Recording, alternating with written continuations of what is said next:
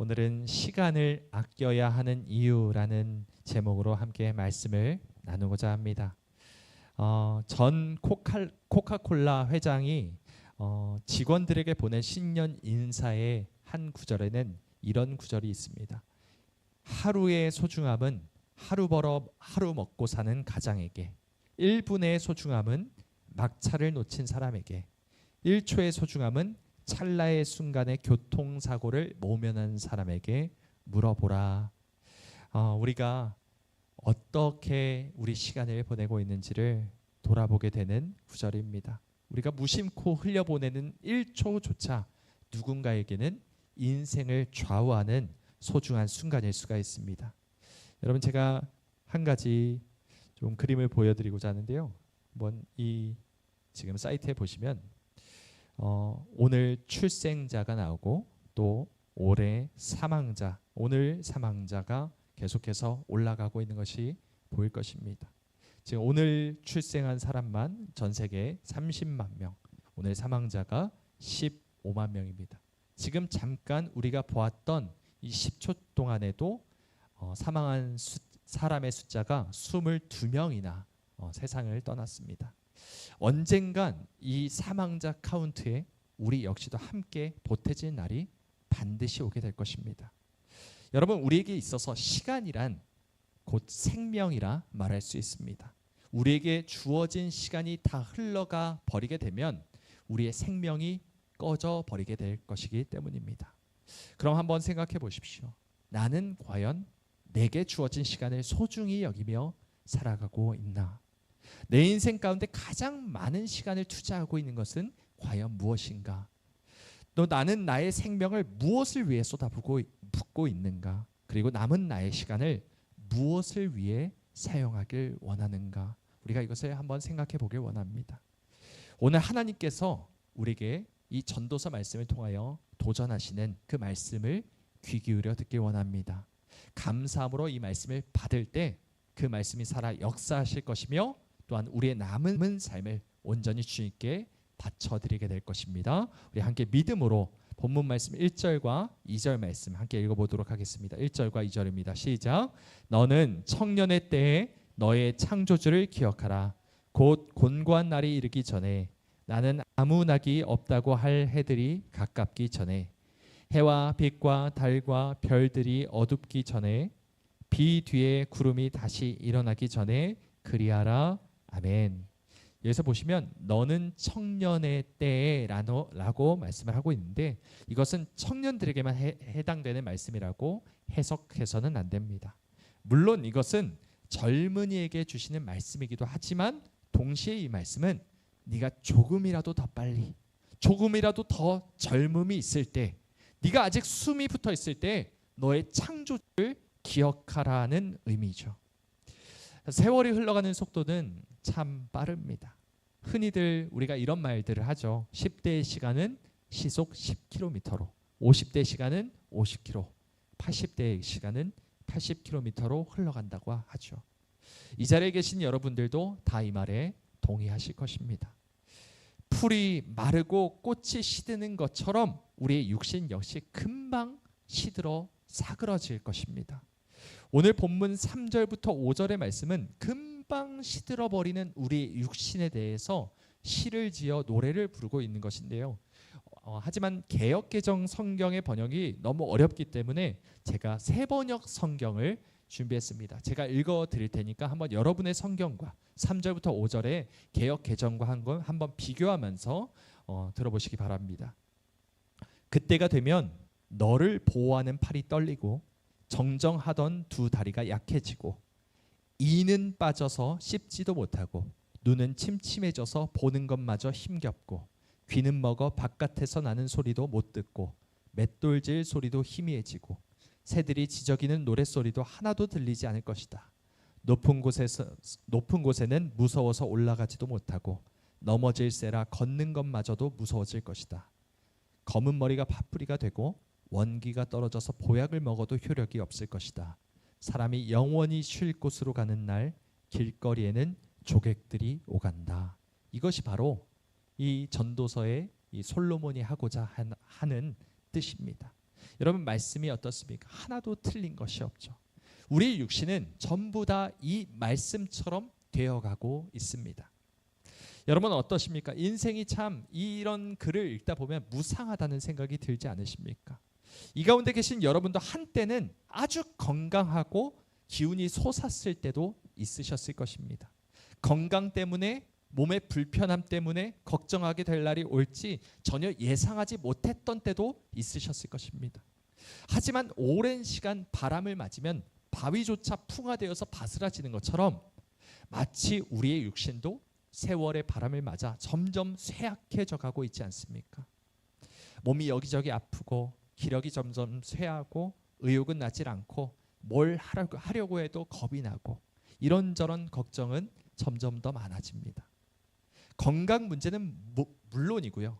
노후에 뭘 해야 하고 뭘 먹고 살아야 하는 걱정, 배우자가 먼저 세상을 떠나도 걱정, 내가 먼저 떠나게 돼도 걱정, 가족들과 점점 멀어질 것에 대한 걱정, 잊혀질 것에 대한 걱정 등등 수많은 걱정과 염려들이 우리의 삶을 옥죄어 옵니다.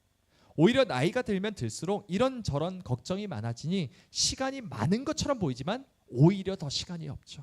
더더욱 조금밖에 남지 않은 시간을 걱정만 하면서 보내는 경우가 참 많이 있다는 것입니다. 그렇기 때문에 성경은 우리에게 말씀하고 있습니다. 더 늦기 전에, 정말 이보다 더 늦기 전에 너의 창조주를 기억하라. 너의 하나님을 기억하라. 네가 이 땅에 사는 목적을 기억하라. 하나님이 너에게 주신 그 사명을 기억하라. 너의 이 땅에서의 생활이 아니라 그의 나라와 그의 나라를 기억하라. 이것이 바로 오늘 본문 말씀이 우리에게 주는 말씀이라는 것입니다.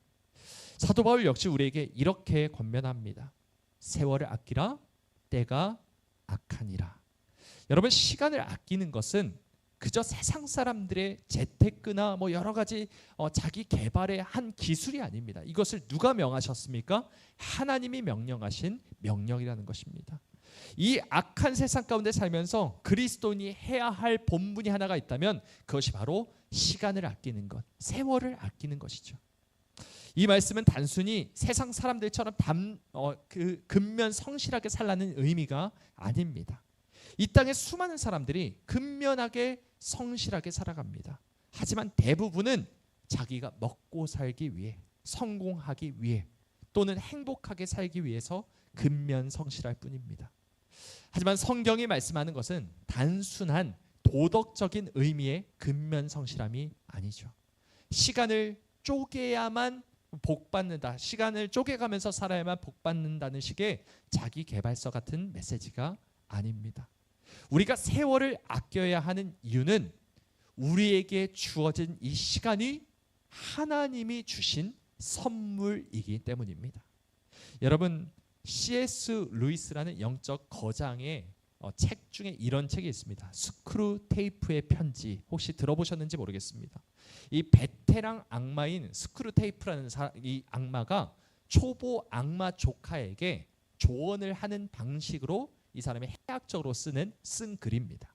어떻게 하면 사람을 잘 유혹하여 넘어뜨릴 수 있는지를 조카 악마에게 가르치는 내용인데 그 가운데 이런 내용이 있습니다. 한번 잘 들어보십시오. 그가 아침에 일어나 하루를 내 시간이라고 생각하도록 만들어라.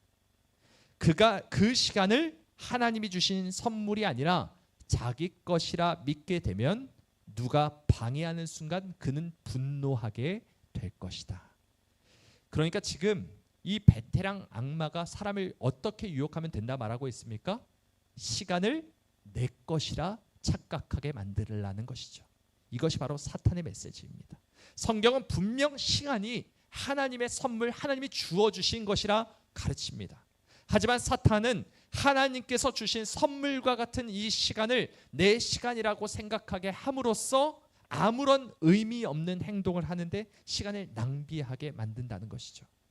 여러분, 우리는 기억해야 합니다. 범사에 기한이 있고 천하만사가 다 때가 있다는 전도자의 고백처럼 우리 인생 역시도 하나님이 원하시는 때에 하나님의 방법대로 쓰임을 받아야 합니다.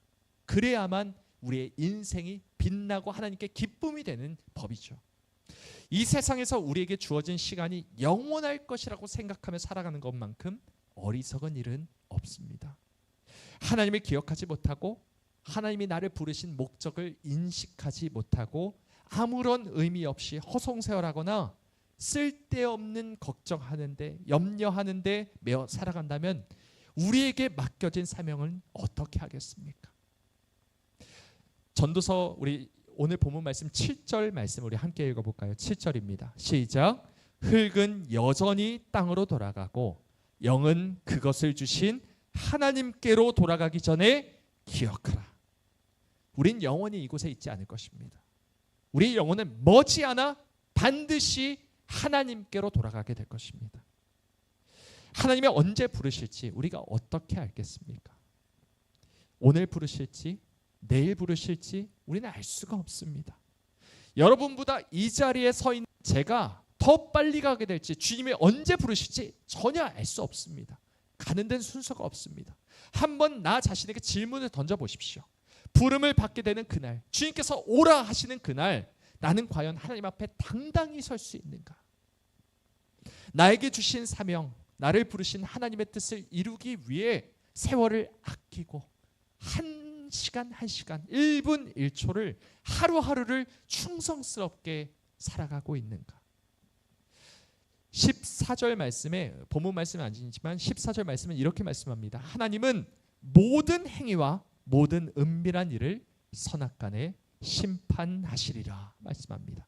또한 고린도후서 5장도 이렇게 말씀합니다. 이는 우리가 다 반드시 그리스도의 심판대 앞에 나타나게 되어 각각 선악간에 그 몸으로 행한 것을 따라 받으려 함이라 라고 말하고 있습니다.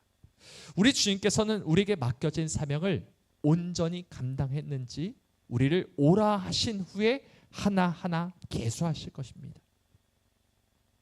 지극히 작은 일에도 충성한 자는 하나님께서 상을 주시며 칭찬하시겠지만 직무를 유기하고 나 자신을 위해 사는 자에게는 책망밖에 받을 것이 없을 것입니다. 우리 모두 하나님의 일꾼으로서 하나님의 사명을 받은 종으로서 살아가길 소망합니다. 세월을 아끼고 선한 싸움을 싸우고 나에게 주어진 모든 것을 오직 우리 주 예수 그리스도를 위해 쏟아붓는 우리 모두가 되기를, 1분 1초를 아껴가며 이 모든 것을 주님의 나라를 위하여 주님의 영광을 위하여 사용하는